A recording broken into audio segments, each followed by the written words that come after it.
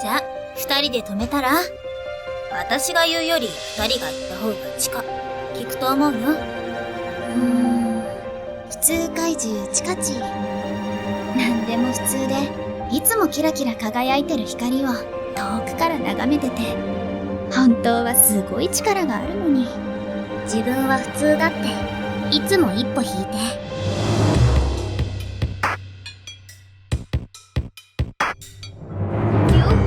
いいじゃないですか。三船さんだって私にそう言って。それはあなただからできることです。いくら手を伸ばしてもやっぱりあそこには届かないって。必要だよ。僕はミア・テイラーなんだから。音楽で認められなきゃ僕に価値はない。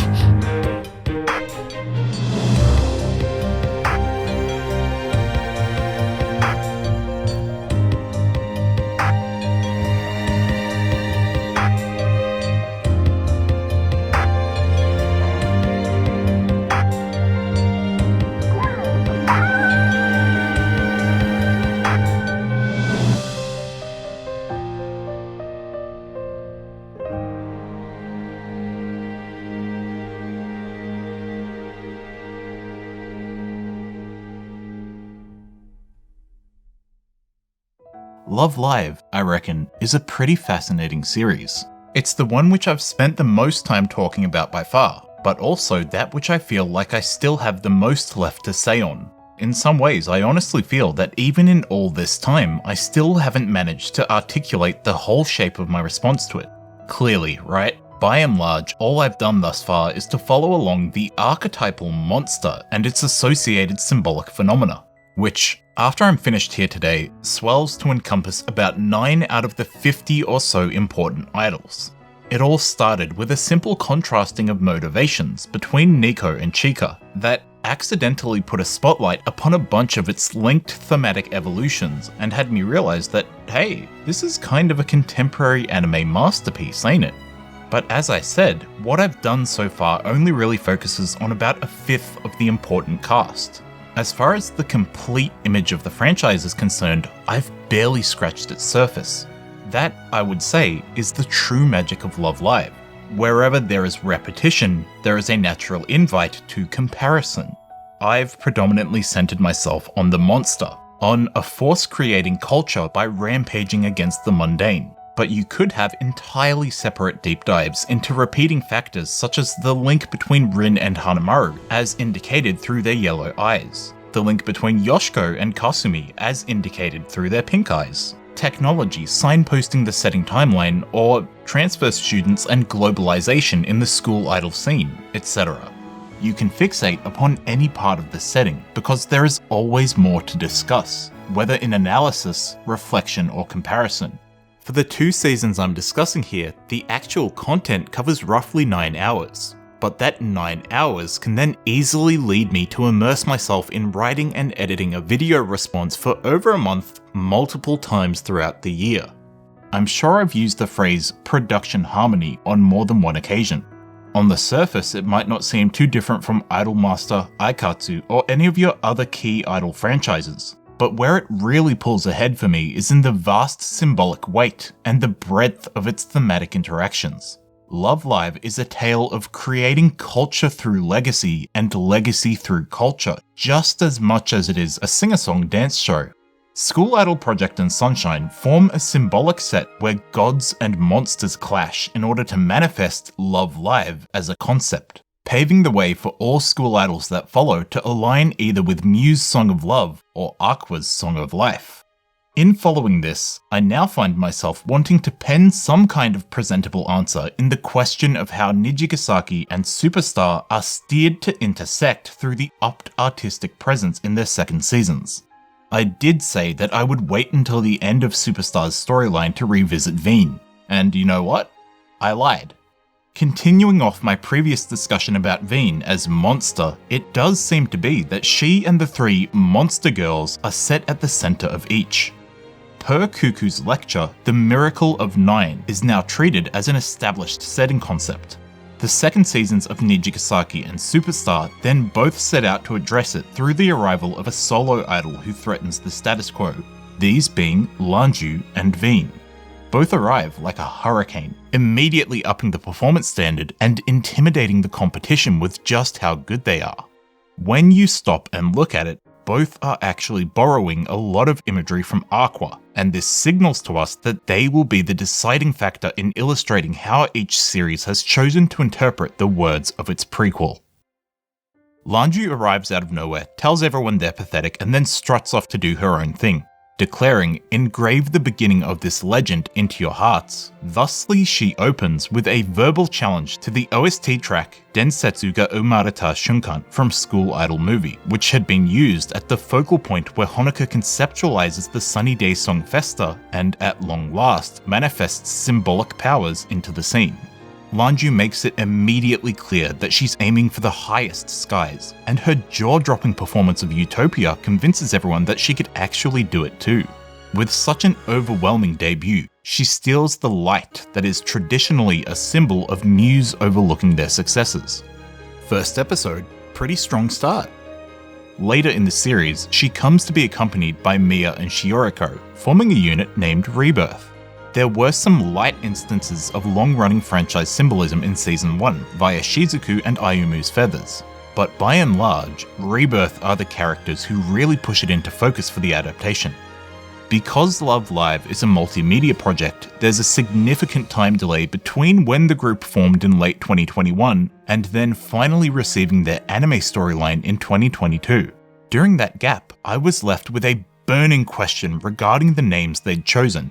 Nijigasaki's title and aesthetic treading on the toes of the rainbow theme of Sunshine already had me scratching my head a bit, but when this new trio's debut single was called Monster Girls and Shioriko's track titled Aoi Canaria, this further caught my eye, as initially neither of the new series seemed to be all that concerned with directly addressing their predecessors.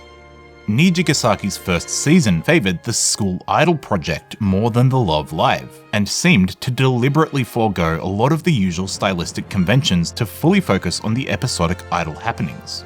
Yet, as I was watching Season 2, I reached the episode where Shioriko nabs that blue feather and went, "Hey, wait a second, Nijigasaki secretly was a Love Live series all along." The idea of the mystical feather is first introduced at the very end of the School Idol movie credits roll, and then grows to become Love Live's most visible symbolic set piece. The suggestion of coloured birds is not something one can easily overlook in Love Live, and I similarly believe that monster is not a term to be applied lightly. In this franchise, labelling someone as a monster has heavy, very specific character implications.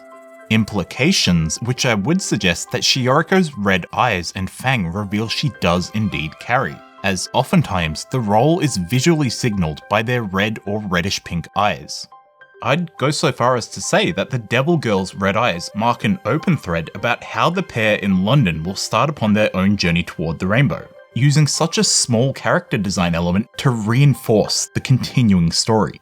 For Chika in particular, these can be interpreted as the antonym of Honoka's sky blue eyes, as well as a character link to Nico since both their storylines are about chasing idol mania to escape the mundane. Chika recontextualizes Nico as one herself, since she fits the aesthetic requirements of the archetype. To explain it most simply, Sunshine talks about Honoka as god and Chika as monster. As you follow through the shows, it becomes apparent that they're thematic opposites on nearly every level, so their design parameters comprise the core criteria of these two archetypes. If a character acts like Honoka, they touch upon the realm of the holy, or if you look at them and think that their motivations, symbolism, or storyline remind you of Chika, then they can probably be called beast in some form. Before I come in with any of my discussion, this is how the show lays it out. Their labels applied to the two as a means of understanding certain characters. The monster is usually the one tied most closely to the show's symbolism.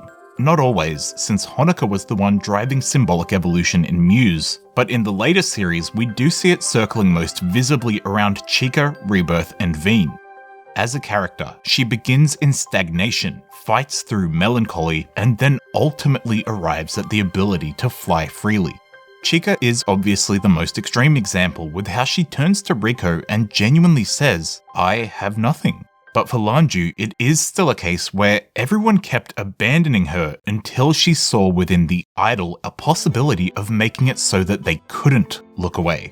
Vanity as power. This may be the reasoning behind that shot of Lanzhu with the flowing curtains, somewhat resembling a depressing moment of Nico's. Whether soul-searching, staving off loneliness, or simply feeling stifled by the mundane, Nico, Chika, and Lanzhu are all unified by the fact that they're seeing a distant dream within the glamour and power of idol performances.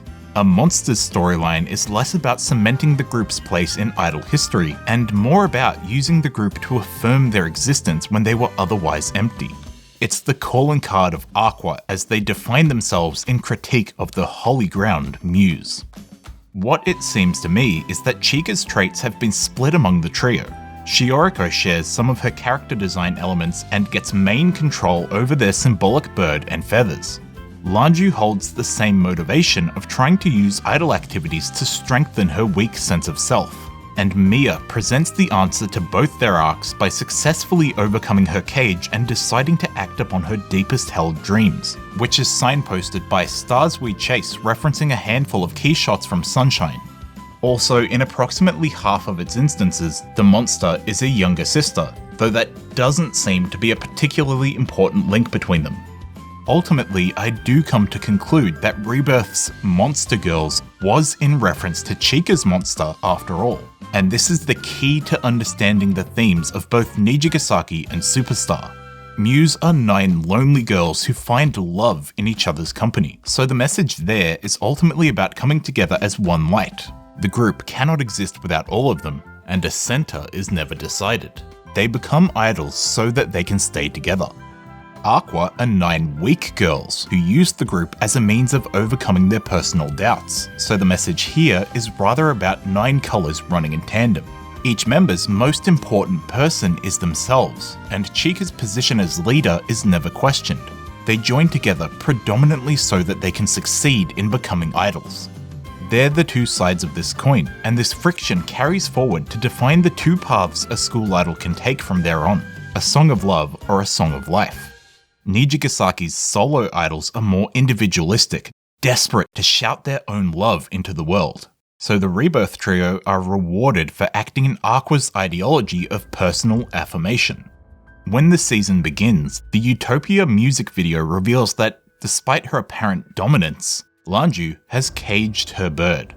She uses a lot of Sunshine paraphernalia in her first performance, such as beaches and oceans, with one shot even being a specific analogue to Sunshine. But the bird cages reveal that Lanzhu isn't being open with her own desire. It's exactly what Chika warned of in Wonderful Stories, someone smothering their own shine. She remains standoffish for majority of the series, feeling some mix of pride and self-loathing since her idealized school idol was so different to everyone else.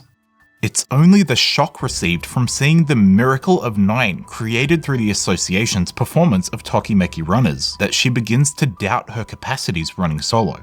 Lanzhu reaches to the sky, repeating the same perspective shot that was so important for Honoka and Chika.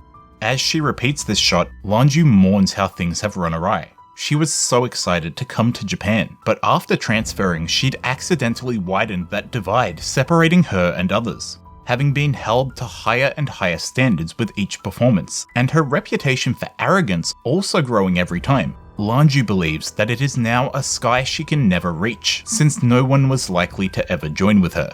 When Mia calls her perfect, that's a damning praise.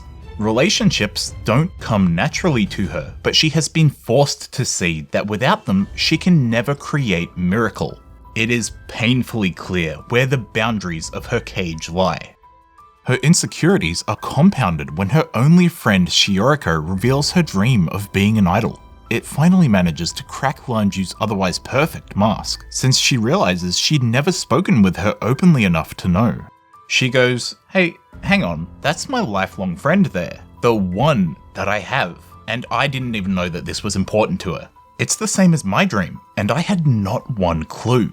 This is where something finally starts moving within Lanzhu, signified by the bluebird's feather manifesting within Shioriko's performance scene. The door of the birdcage is slowly inching open. Their group becomes complete a few episodes later when Mia finally realizes that she wants to sing for herself, not for the approval of anyone else. Mia is the one to reach for the sky this time, and the force of her resolve manipulates the wind to rush out and overwhelm Lanzhu, as is seen multiple times in the other Love Live entries. When her future self performs this on Honoka, it sets in motion the events of them becoming enshrined. And for Chika, there are 4 main times she gets hit with the wind. At the start of episode 1, where it scatters the flyers to guide her toward the plaza, where she witnesses the clip of Muse winning the second Love Live. When Daya angers over her flimsy knowledge of school idols. And then in the meeting with Saint Snow, when she first encounters the truth that there are people so deeply invested in emerging victorious. The final time we see the wind playing a symbolic role in Sunshine is right near the end, when Chika internalizes the idea that she and Aqua can fly as many times as they want, and her shout then triggers the wind to rush past the flag.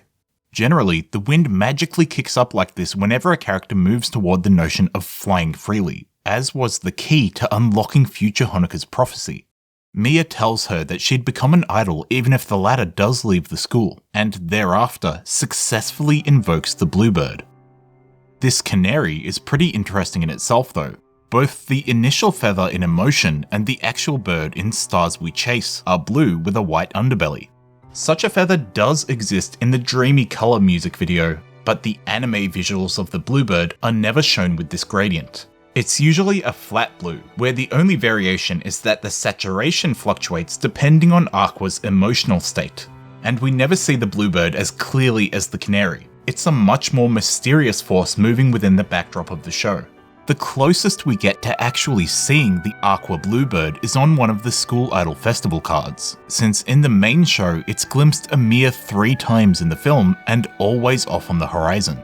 The one on the card isn't this canary though, so the mixed coloration may be showing that their individual strive to shine, and Lanzhu's longing for companionship will have their group thematically balance Muse and Aqua. Because when Mia lets it free, the next scene shows her in a wide open space surrounded by white doves. Not canaries, but the same doves seen in Superstar's second opening. So Rebirth has engaged with birds of blue and white. Yet, in the adjacent works, it's shown quite clearly that Shioriko's canary, which is now applied as a symbol of the entire group via its presence in multiple music videos, is a jade green. It's not just a simple stylistic difference between the adaptations either, since the feather that ends on her desk is the right colour. They even have a shot of a green ocean in that performance, which means they clearly knew what they were doing in interacting with Aqua symbols and then still choosing to make the bird blue instead. So there has to be something written into it. It's the same over in the game, where Aoi Kanaria's performance incorporates blue feathers despite having a green bird on the mural in the back. It almost seems to be that their motivations align with Aqua, which first calls the bluebird to their side, and then it shows them the way to where Honoka's doves are so that they can find a spirit animal and dye it their own colour, so that it becomes the one commonly seen in Shioriko's promo art. On a meta level, this may represent the new series striking a balance between the idol project of the original and the complex drama that led its sequel to be so dividing. They work in tandem to create a new symbol. Since Lanzhu doesn't receive a key like the other 2 members do, it might genuinely just be that the reason we never get to see a concert that manifests the canary in its correct green colour is due to runtime limitations, and that it's presumed to happen off-screen. Rebirth have brought the bird into discussion. It's very cool to see. They also comment on another of Sunshine's symbolic pillars, its guiding star. The credits roll in School Idol movie has Muse swallowed up by a white light, which apparently steals them from the setting, given that only their outfits are left behind. Whenever we next see them, they manifest only through the symbolic presence of star, dove, and light. Indeed, even when they do make their grand return to animation in A Song for You, the dance opens with a curtain falling before a white void, indicating that the entire thing occurs within the segregated cinema space of the star concept. Chika's journey is then bookended by her quest to summon a star of her own. In that case, since it's centrally designed around such imagery, the title Stars We Chase could be considered a reference to the 2 main stars which Muse and Aqua symbolically take up residence within at the end of their storylines. This being its intended meaning is backed by the fact that Shioriko had also manifested the same kind of star seen sprinkled throughout Sunshine while performing Emotion. If we look at it from that angle, then it best highlights how School Idol Project and Sunshine were designed to present two branching paths. In Chika's first episode, she gazes at the white star of Muse after being alerted to its presence by a glimmer that runs across the screen. Muse unleashed Chika upon the world, watching as she grows and eventually gifting the white feather once they're confident that she'll be able to dye it her own colour. Which she does, transforming it into a deep blue to coincide with Riko's remark that her strength may now rival a real monster, and then continuing on to eventually become a star in the sky as counterpart to the originals. This is important to note here because during Mia's music video, we see that same starry glimmer as the catalyst which stokes her desire and fills her with confidence. This time, the glimmer is a light blue, however, and when it transitions to the next stage, there are blue feathers falling from the sky in a way that really resembles Water Blue New World. In a conceptual sense, the hand that pushes Mia on the back may have been symbolic stand-in for Aqua. As Chika puts it in her film, the bluebird has soared to rebirth from somewhere over the rainbow. Shioriko, Mia, and Lanzhu's most important person is directed inward, and that inner fire for being a school idol is what redeems them. That is the difference between Muse and Aqua, and now the difference between Liella, Wien, and the Nijigasaki girls. The goddess is an idol so that they can be together, but the monster is together so they can be an idol. In fact, the very point at which Sunshine breaks free of its Muse imitation is when Chika is told that she doesn't have to play Peacekeeper because everyone joined Aqua for their own reasons. Family wasn't what underpinned the group. Even when friction does happen between the members, such as the incident with Yo and Riko, it isn't her core responsibility to try and solve it. This is the opposite to School Idol Project, where Honoka is very much handed that role. The School Idol movie has a point where Honoka says, "I'm supposed to be our leader, yet I made you all worry like this." Ellie and Nozomi are both willing to push her because of it, responding with a challenge that she better be ready to make up for it in the next performance. Over in Sunshine, Chika has a similar line after their catastrophic failure in the Tokyo show. But here, Riko reiterates that none of the members are depending on Chika to be their source of strength in the first place. That attitude is what Mia swoops in with, freeing Lanzhu of her restraints by reassuring her that it's okay to be selfish. Although this event is used to unify them into a subunit, it's the personal drive that each member possesses which aligns Rebirth with the imagery set of Aqua. The school idol is a means for them to overcome their personal inadequacies. This is how they become the monster. They once again inherit the will of those who came before, taking the bluebird and transforming it into a symbol of their own, Rebirth's Jade Green Canary. So what does this mean for Wien? She was clearly designed as a response to Rebirth. In my reflection of Love Live Superstar's recent season, I fixated upon her sudden intrusion into the lineup finally providing a much needed representative for Aqua's paradigm, rejoicing at how she escalates the symbolic presence to more familiar levels. It's a key step as Superstar evolves through the phases of a Love Live series, where the real interesting review points start to appear. After the events of School Idol movie, the mechanics of Love Live change to where charisma is the main measure of power. The stronger an idol gets, the more they're able to manifest and subtly direct symbolic elements in the scene composition. It's a sort of self-aware production. Love Live is such where the amount of time you dedicate to engaging with it directly defines how much the show is going to reward you. And let me tell you, I felt very vindicated watching Wien in motion. I'll be retreading my previous video a bit since I'd already made an attempt at defining her symbolic presence there, but that script was a bit of a mess. I knew it was a mess, but since that was the first thing I'd written in so long, I'd lost all momentum to where fixing it seemed impossible. So I decided to just publish it regardless in hopes that completing the process would be a stepping stone for my next piece to be written better again. And I do feel better about this one. Anyway, to offer a quick recap of its contents, Wien storms the stage wearing Aqua's star and blue feather, as well as more or less inheriting the next sparkling outfit. In both its forms, the feathers are shown to highlight blue at the end, even on the second stage where that goes against the golden colour temperature. She arrives commanding some of Sunshine's key symbolic powers, entered into the production by response to a waterspout and rainbow. These are two of the core symbols in Sunshine. In fact, there's even a School Idol Festival card called Chica's Latent Power, which depicts her with them in the idolized outfit. Wien receives the same magic. In particular, she wields these mysterious butterflies that are functional equivalent to the fish which zooms by Riko or the green butterflies associated with Shioriko. If I may digress though, I don't know that the butterfly is necessarily an important concept in itself, as Shioriko and Mia have different keys, and the keys are mostly understood to be for unlocking Lanzhu's cage.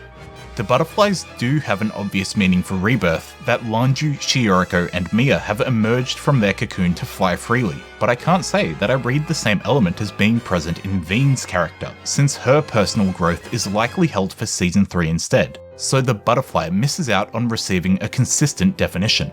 It didn't carry any particularly interesting meaning in Kanata's song or the Mitai and Horizon outfits either, for the record.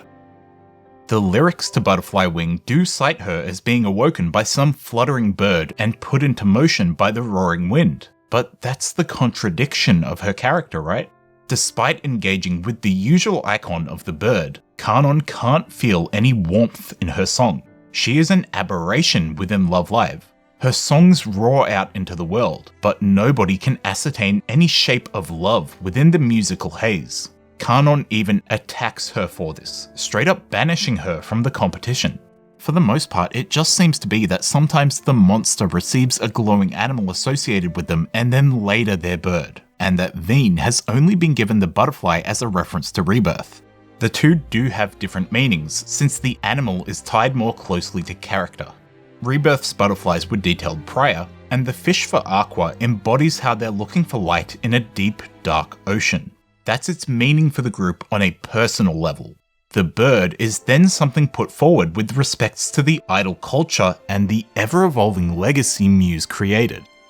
Wien's usage of the water blue New World theming comes predominantly in opposition to Kanon, whose symbolic flair is increasingly made to resemble Honoka. Since they're interacting in this way, it sticks out that her singing is described as cold, while Liella transition into the finals with a campfire. The fire thus establishes that they will counter her, while also serving as a subtle reference to the Hono in Honoka's name, or her home bakery Homura.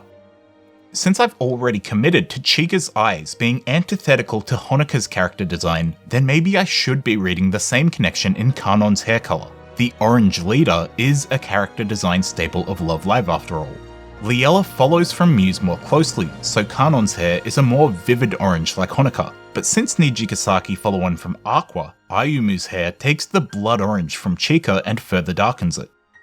Through her aesthetic, Wien was interacting with the previous groups in a way that Liella themselves had at the time yet to do, summoning all these abstract forces in order to wage her own war. She is essentially a collection of Aqua imagery threads bundled together in the shape of a human and then weaponized against Liella. Wien aligns with Aqua's desire to do something individualistic and unprecedented, intending to once again springboard off the efforts of those who came before so that she can fly free of the limitations she's been placed within. Like Lanzhu's scene after Utopia, she had made an attempt of stealing the light of blessing with Edelstein in the qualifiers. She even manages to force full birds to appear by only her second song, which, as a reminder, are commonly treated as the penultimate symbolic image applied to any particular Love Live group, right before they disappear into an overhanging star. So there are at current 4 main symbolic birds across the franchise, each spoken of in song. Firstly, given that it's the first series, are the doves of Muse, which the lyrics refer to as the baby bird or chick. Obviously at the time this was just a play on Kotori's name, since that's just how Boku Hika was written, but for lack of a better term, and because the other birds are named in a similar lyrical fashion later, I'm happy to use that label for the dove. Chick being an applicable name is further enforced by School Idol Festival, where the Aqua card collection with white angel wings is named as such, even though the set that has blue wings is simply called Angel.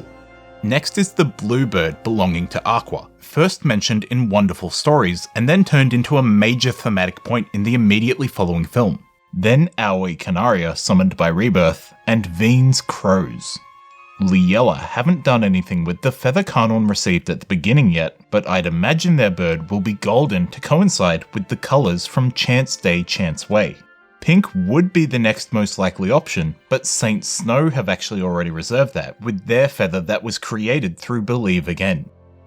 In most cases, it comes about by the group first performing a kind of interpretive dance where they flap their wings in the choreography, which then becomes reflected in the imagery and causes the birds to appear in response.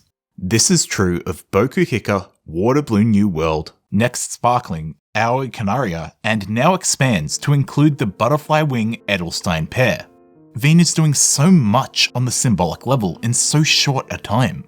The way in which she seemingly teleports and hijacks Kanon's perception at times is even a feat of miracle that only future Honoka herself had been shown capable of to this point, which is a pretty big deal because if you want to get deep into it, then I would tell you that she was for all intents and purposes literal god within the setting. And even if you don't read that far into it, the encounter with this enigmatic being is still the key event which propels Honoka toward the exaltation of Muse. She is the highest structural force, whom transfers a franchise-defining level of power to Honoka. Her dream sequence is where the light that can never be reached first arises from. So the fact that Wien is even in the same plane of discussion is insane. Furthering that, I would suggest that the 6 evil string hits at the start of Edelstein are an application of the main theme of Love Live Superstar leitmotif. It heavily distorts, so you may argue I'm grasping at straws here, but I simply do hear the repetition within it.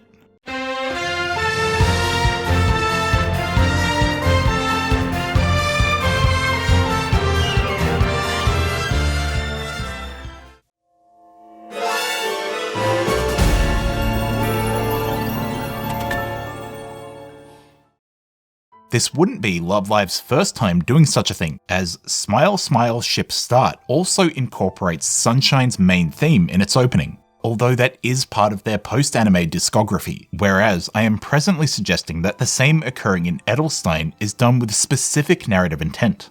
School Idol Project and Nijigasaki have an actual name for their main theme on the tracklist, while Sunshine and Superstar just titled theirs Main Theme of Love Live Series, so maybe there's a connection to be made there.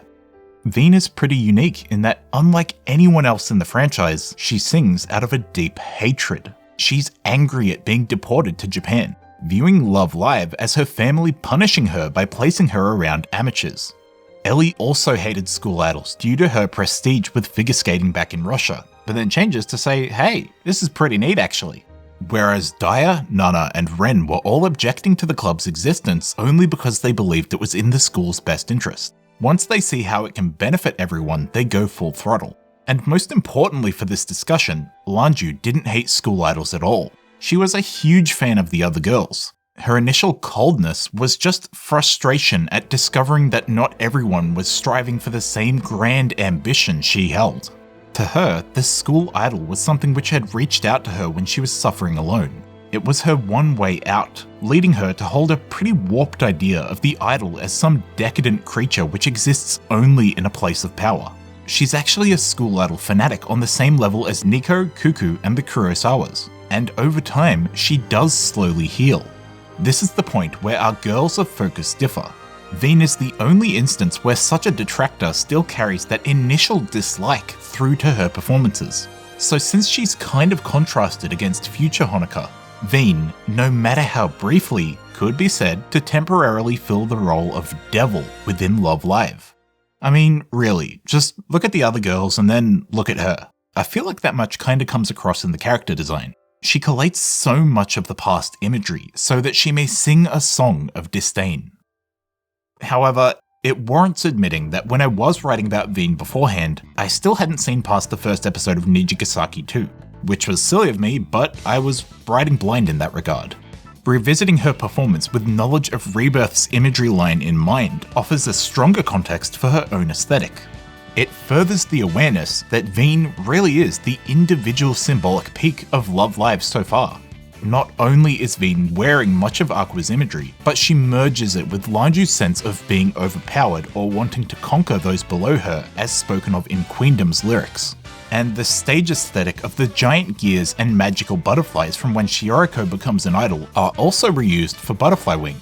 Mia and Wien are both 14 years old, far younger than the usual members. Plus, the storyline of both sees them sharing similar concerns over their family's historic name, feeling pressured to live up to their musical royalty. Aqua leave the bluebird behind when they leave, Rebirth inherit their will, and then Wien sort of absorbs it all. As a bit of an update to my initial comments about Wien, the implication of this strengthens the potency of her villain role, since she could now be considered an amalgamation of all the Love Live monsters to now. Wien kind of looks behind the curtain and sees that songs are power while they exist within the frame, and tries to capitalize on that to try and goad the writers into awarding her victory. Unfortunately for her, even with all that goes on under its thematic hood, this is still a Love Live Idol series. I know the way I talk about it sometimes might make you forget that, but the primary content of the show is about singing and dancing and being friends and stuff. So Wien can't get off scot-free for insulting the integrity of its namesake. I mean, it's just the point of the show really, can't do much about it. Yes, it's true that Lanzhu and Wien established very similar presences in the beginning, since their debut performance equally blows out the competition and their narcissistic behaviour only escalates from there. However, Lanzhu's initial antagonism arose out of personal frustrations with her own social circumstances and a desire to see school idols be better than they were.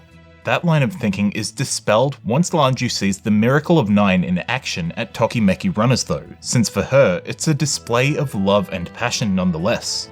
Her remark that idols should only give the fans dreams is subtly different from Wien desiring to wield her aura as a weapon. Wien too is hit by the brunt of the miracle once the full group of Liella is assembled and abruptly starts singing about heaven in Vitamin Summer. In this case, however, she remains stagnant. Nothing that could be taken as loving is forced out of her in response. The clock gears in Shioriko's performance are similar in that they indicate her finally starting upon her dreams. But in Wien's, those same gears are just a set piece that she's pulled in as she unconsciously triggers symbolic forces in her attempt to rise above school idols. I've pondered upon it, but I can really only see the recurring imagery in Wien's concerts as window dressing to prop her up as the solo monster for Superstar, because she isn't evolving through her songs like the protagonists would. What she wants to accomplish through her performances is to win the Love Live and claim her right to return home. But because of her problematic character, she does so while dismissing the quality of the competition. She isn't inheriting anyone's legacy and is rejecting the culture, which goes against the message of the franchise. In fact, Kanon herself addresses this very thing, acting as protagonist and thematic spokesperson. Since she herself burns with such fire for singing, she deeply believes that Wien has to have that same love of music in her somewhere. There's simply no other explanation for her performing at the level she does. But she must have lost those feelings somewhere along the way, as the only emotion conveyed by Butterfly Wing was a cold desire for victory. Her next song tells of a precarious path between blessing and curse, so I guess Wien just ended up falling prey to the latter.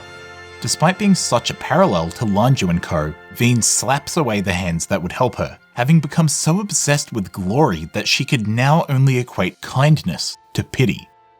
Or for a more convincing narrative reason, since Chika says nobody makes a miracle from the start, pride therefore has to have a fall afterward. And since Wien had more pride than anyone, her fall has to be equally as grand.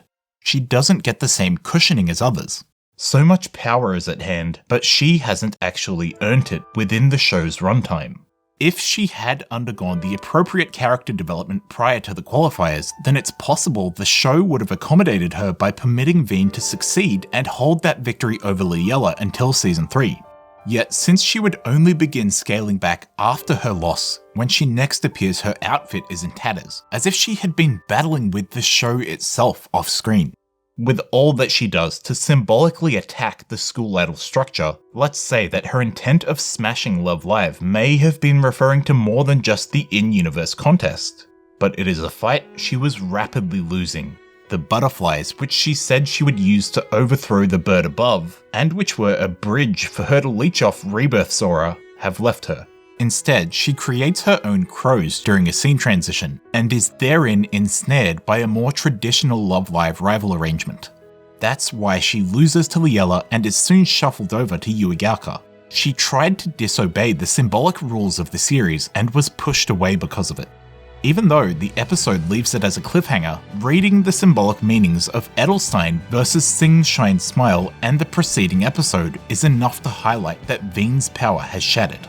While it may be less ambitious than their song from the regionals, it makes total sense why Sing Shine Smile is what Liella believed will nullify Wien's tracks, where hers are full of trickery by injecting a dramatic new genre and instigating symbolic forces to try and succeed as a solo idol inside the mainline series. This competing track is just an honest group song. It's fun, catchy, and designed to be something the audience would clap along to. I suppose in that sense, it comes to be understood as the culmination of Liella's character friction with the new members in Season 2. Wien became Love Live's enemy and sought to take the crown by pulling ahead on her own. But when stared down by the sinister strings of Edelstein, we see Liella shoot back with something which conveys that it's okay if there's a skill gap so long as they're doing what they can. This is further cemented by the fact that its lyrics are basically just a repetition of various staple concepts from the series, like hearts connected as one, the star, the desire to shine, and choosing whether they want to exist within the past, present, or future. Particularly of note on that last one, Boku Hika says the now is perfect, because Muse decide that they don't need a future. Waterblue New World then responds to that and says, well actually, today is today and it's different from yesterday, revealing that they'll continue to cycle members forward into the future. Liella's song here chooses to repeat the idea that even if I could go anywhere, past or future, I'm sure I'd just stay here forever. They value the current moment more than tomorrow, strengthening Kanon's previously mentioned link to Honoka. Songs are power, that much is true. Sunny Day Song even incorporates the phrase song power, and that performance in particular is pretty much what every piece of sequel content is created from. But Kanon, the protagonist, ultimately denies Wien's proposition on the real meaning of song. Her chances at succeeding in the storyline go down with it. Nijigasaki is a story centered around solo idols, and thus favours the generational element of Aqua. But since Superstar is the equivalent Muse incarnation, Wien, who manifests Sunshine's signature symbolic powers onto the scene, is ultimately punished by the setting for daring to try and run the Love Live while standing alone. Alone not just in that she is without partner, but in that she has not received the feelings left behind by those who once walked before her. Aqua find their final comfort in the realization that they are never really starting from zero. Their past experiences stay within and inform who they are. The Nijigasaki Association prefer performing solo, but they're never alone. They fully immerse themselves in the shared mania of their community, and indeed, the centermost focus of their anime series is about establishing the School Idol Festival as a space for school idols to congregate like never before. Think about it. The School Idol Festival is a big era-defining event that can essentially be understood as a reinvention of Sunny Day Song. So although their counterpart to Wien, Rebirth, are dyed in their own anime's colour, not trying to blot it out. If we return to the storyline of the birdcage that progresses across their performances, we see that when Lanzhu announces herself with Utopia, the cage is only full of seawater. There's not even a glimpse of the actual bluebird. So when the water is shown to spill out of the cage and rejuvenate her, that can be interpreted as a sign that, at first, Lanzhu is merely adopting the aesthetic left behind by Aqua, but not yet embracing the actual feelings. This puts her in the exact same position as Wien. If left unchecked, Lanzhu surely would have collapsed in the same manner. However, she comes to be joined by Shioriko and Mia, who receive the symbolic prompt from Utopia and steadily evolve it toward summoning the feather and then Aoi Canaria. They aren't alone. During the one time that the episodes interact with the Love Live qualifiers, the track Daremo Hitori Janai is used as an answer to Daremo Inai from the lonely first performance of Muse, really hammering in how they and the School Idol Festival are all working together as one greater whole. Moreover, the Kiseki Hikaru motif briefly plays in one of the last songs on the soundtrack titled Ameagari Sasu Hikari to complete the process of linking the Aqua and Nijigasaki rainbows. Have a listen.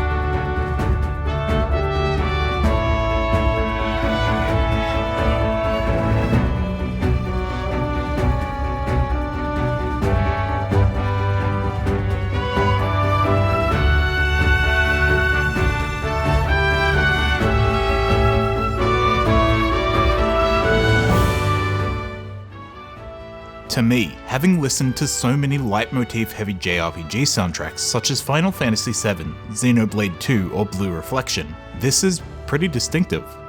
Kiseki Hikaru was already a musical line in Sunshine that began with the track Let's Make a Miracle, evolved through various BGM, and then culminated in the full insert track's usage during the film, so I won't accept this as mere coincidence. Everything and everyone is connected. Wien, in Superstar, had chosen to spit in the face of that sentiment. For as much visual flair as she carries with her, as dramatically as she struck at the show's very foundations, she had no one pushing her back. Thus her chains bind her to the ground. Yu had attracted Lanzhu's scorn because the latter felt that playing friends would impair her ability to pull ahead of any competition. She grows out of this thinking. Wien chastises Kanon to a similar degree, recognizing that song creates magic, and so someone bearing as much talent as Kanon should be performing at much higher places than she currently is. She remains stuck in her ways. I digress here, but this one introduces an interesting point of discussion. Why is Wien so fixated on Kanon?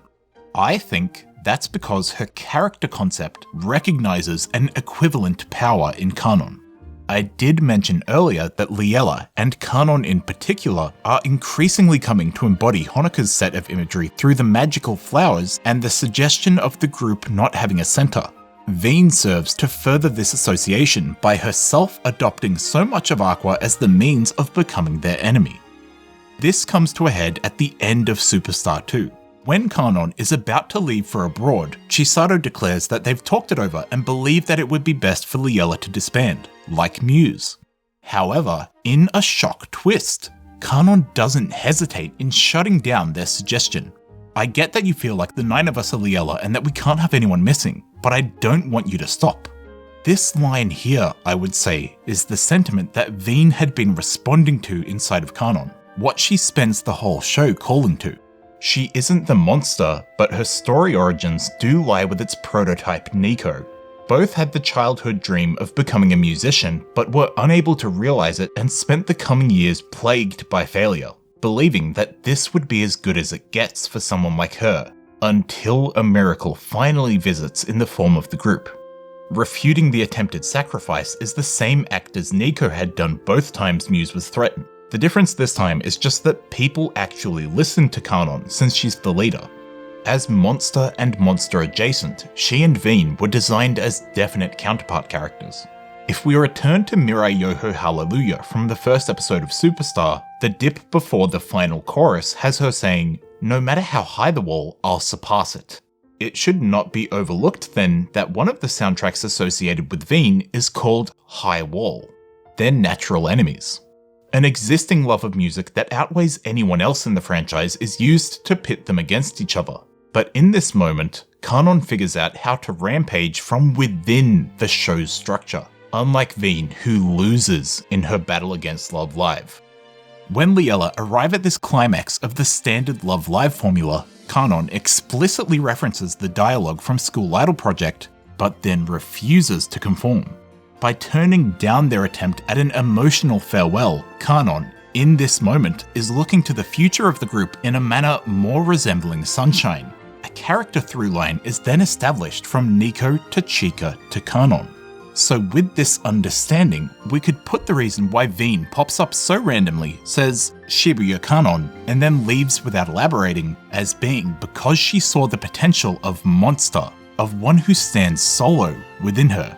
She's acknowledging Shibuya Kanon in isolation, not mentioning Liella as a group construct at all, because Wien could maybe tell that when the moment came, she'd be the one who rejects the group's emotional unity. And in fairness, maybe there is a justifiable precedent for that.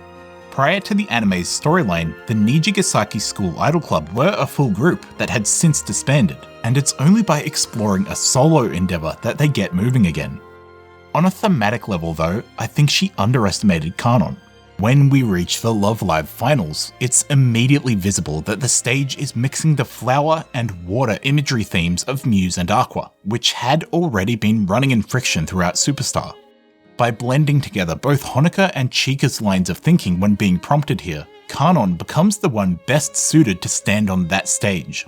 This is how she defeats Wien. She mixes School Idol Project and Sunshine, using a selfish drive to be the cement that keeps the group together as one. Just like the Nijigasaki girls who create the School Idol Festival despite not being a formal group. By looking at where Kanon is in the end, the character contrasts between Wien and Lanzhu are led to their culmination. Love Live's setting selects Kanon as its new champion instead. Looking to the future of the franchise, Nijigasaki illustrates that being a solo idol is totally fine so long as they are still shouting their love skyward, while Superstar warns of what happens when someone walks the opposite path by seeking only the authority that comes with being beneath the spotlight. That, in my opinion, is a glimpse into how Lanzhu and Wien are used to open the conversation on inheriting and establishing new legacies in the post-Sunshine series. The two have very similar auras within their show, smashing into the stage with all the force of a shooting star. To put it bluntly, they're overpowered in a way no idol had been before, which permits us to link their narrative function within each show. The imagery tied to them is similar too, as in both cases it's a borrowing of the symbols Aqua entrusted to the future when their bluebird flew over the rainbow. In character, however, they're taken in vastly different directions. Lanzhu is a lonesome girl who triggers the arrival of the bluebird as a means of steering her story arc toward emotional stability. But when Wien invokes Aqua, it isn't able to quell her anger any, and she's eventually met with destruction. Lanzhu intrinsically links her idol fanaticism into her search for a place to belong, mixing the two original groups and being blessed because of it. Whereas, since Wien only takes up the symbolic prowess of Aqua, her footing crumbles once Kanon fulfills the proper prophecy by blurring the lines between the philosophies of Honoka and Chika in the final episodes. We're now set at yet another evolution of the idol culture, and so this intertextual character friction is implemented to establish them as another pair of branching paths. Each entry's second season subsequently becomes understood as a thematic battle between Muse and Aqua, as well as establishing Superstar to be a counterpart series to Nijigasaki in the same manner that the originals were. It finally hits home the realization that we're in the next phase of the Love Live storyline, and that they are continuing to build forward from the message in the prequels. Rebirth and Wien summon the all-important bird onto the scene, and there begins a new legacy.